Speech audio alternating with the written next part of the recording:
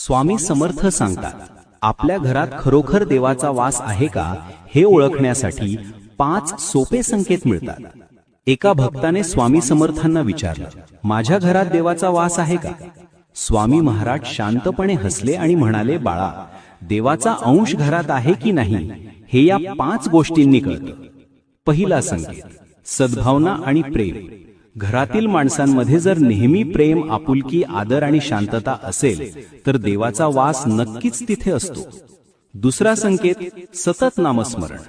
ज्या घरात रामनाम किंवा दत्त दत्त असा नामगजर होत असतो त्या घरात देव स्वतः वावरतो. तिसरा संकेत, अन्नात समाधान. अन्न हे पूर्ण ब्रह्म आहे. थोडं असो वा जास्त, सर्वजण घरात समाधानाने जेवत असतील तर ते घर देवालय बनतं. चौथा संकेत, अतिथीचा आदर सत्कार.